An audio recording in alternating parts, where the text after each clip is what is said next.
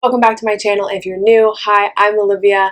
I normally talk about true crimes or serial killers, but when I do, those people are dead or tucked away safely in a jail cell where they can't get to us.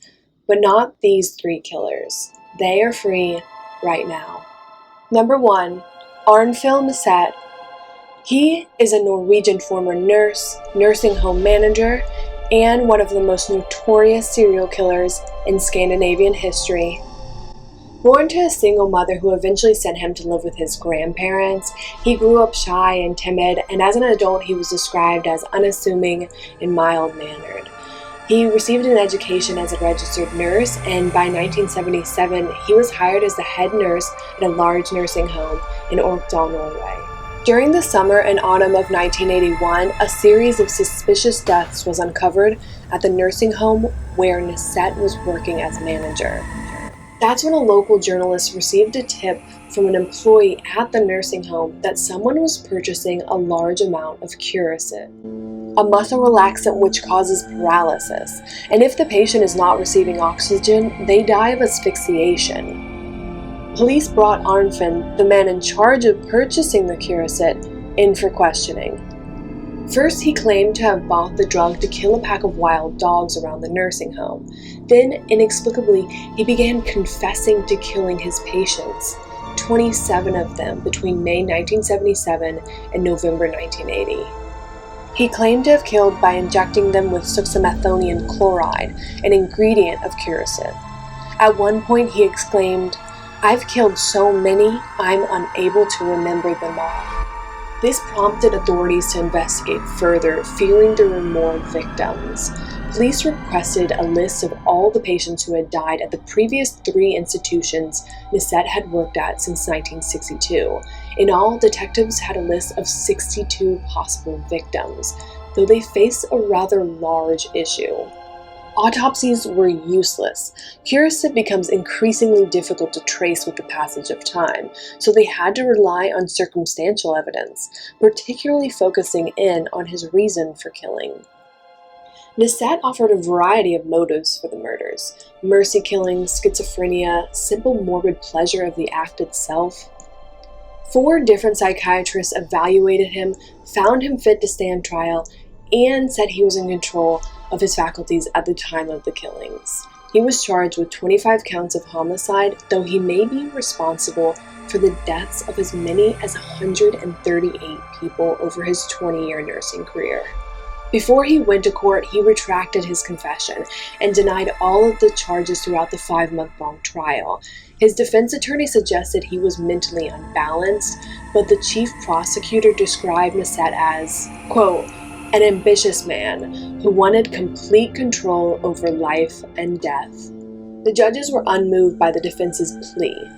On March 18, 1983, Nissette was convicted of poisoning 22 patients and sentenced to 21 years in prison, the maximum sentence in Norway. He was released in 2004 after serving 12 years in prison and 10 years under supervision. He would now be in his 80s and is thought to be living in Norway under an assumed name. Number 2, Mary Bell. One of Britain's most notorious child killers. While not technically a serial killer since she only killed 2 boys, she's included on this list because if she hadn't been caught when she was just 11 years old, it's likely she would have gone on to kill a lot more. Born to Betty Bell, a 17-year-old sex worker and an unknown biological father, her mother would later marry Billy Bell, a career criminal, who Mary grew up thinking was her father. Though mother is a very generous term for Betty Bell. She was often absent, frequently leaving Mary with friends or relatives, once even giving her to a woman she met on the street. But it wasn't better when Betty was around. She would force Mary to engage in sexual acts with men when she was as young as 4 years old. Multiple witnesses recall Betty trying to kill her daughter on several occasions, attempting to make it look like accidents. Mary accidentally fell out of a window, which resulted in brain damage, and she accidentally took sleeping pills that Betty had fed to her like sweets. At school, Mary became known as a chronic liar and disruptive pupil. She was quick to anger and violence. Other students were scared of her. On occasion, she voiced her desire to hurt people, and hurt people she did. On May 25th, 1968, Martin Brown, who was just 4 years old, was found dead in the Scotswood district of Newcastle, but no cause of death could be determined, so it was concluded he died of natural causes. 2 days later, on May 27th, police were called to a local nursery that had been broken into. They found 4 notes scribbled in children's handwriting and filled with profanity. One referred to the death of Martin Brown, saying, "We did murder Martin Brown. Fuck off, you bastard." Another said, "I murder so that I may come back." But police didn't know what to make of this, since they thought Martin Brown had died of natural causes. Then 2 months later, on July 31st, 1968, another boy, Brian Howe, who was just 3 years old, was found dead in the same area, with an M carved across his abdomen, and scissors had been used to cut off some of his hair, cut his legs, and mutilate his genitals. They also noticed that Howe had been strangled, though very gradually, suggesting someone who wasn't particularly strong. If it hadn't been for the other injuries, it might have looked like his death was from natural causes, which made them think of Martin Brown's case. With the similarities between Howe and Brown's cases, they decided to open up Brown's as a homicide. This was also the time they began to think that maybe the killer might be another child. Now police had linked the cases together and started to look for a killer who was possibly a child. When they started to question children in the area, they found that 2 children seemed to be acting especially strange. The 2 girls were 11-year-old Mary Bell and 13-year-old Norma Bell, though they had no relation. Mary was younger, but Norma had a developmental disability that made her a bit slow. Mary reportedly easily controlled Norma and was once caught strangling her. When asked about the murders, Norma seemed to be excited about the questioning and kept smiling at the murders as though it was one big joke. However, Mary became very evasive when questioned and would continue to act strangely. Mary claimed to have seen an 8-year-old boy with Brian the day he was murdered, playing with a pair of scissors. The problem was that boy was at the airport during the time frame of Brian's murder, so he couldn't have been responsible. And the information about scissors being involved in the murder wasn't common knowledge. The trial began on August 8, 1968. Court-appointed psychiatrists were ordered to evaluate Bell. They found she displayed, quote, classic elements of psychopathy, and the judge easily agreed, finding her a danger to herself and other children. After 9 days of evidence, Norma was found not guilty due to her simple-mindedness. However, Bell was found guilty of manslaughter and sentenced to life imprisonment.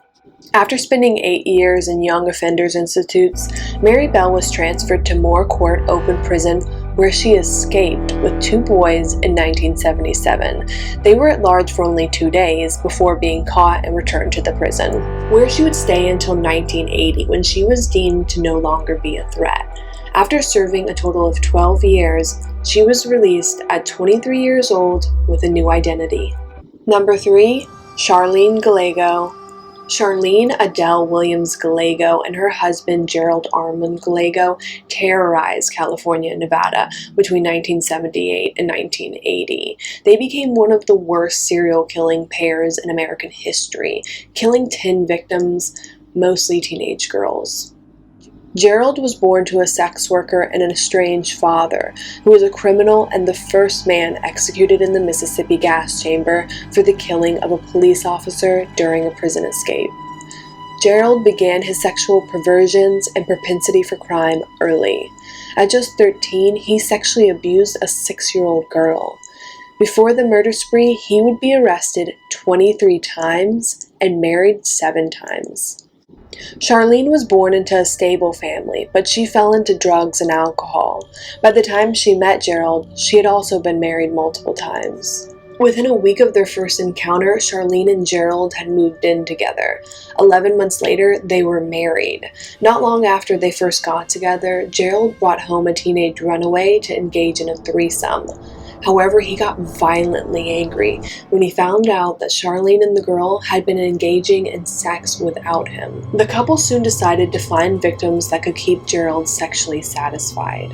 After 2 months of planning, they abducted their first victims on September 11, 1978. Charlene lured 17-year-old Rhonda Scheffler and 16-year-old Kibby Vault from a mall in Sacramento to a nearby van. Gerald used a handgun to threaten the girls and tied them up. After taking them to a secluded area, they sexually assaulted the girls, beat them with a tire iron, then shot and killed them. This pattern of abduction, rape, and execution continued, though the method of murder did change from shooting to strangulation to bludgeoning with a hammer, even burying one victim alive. Most of the girls were kept as sex slaves before they were killed.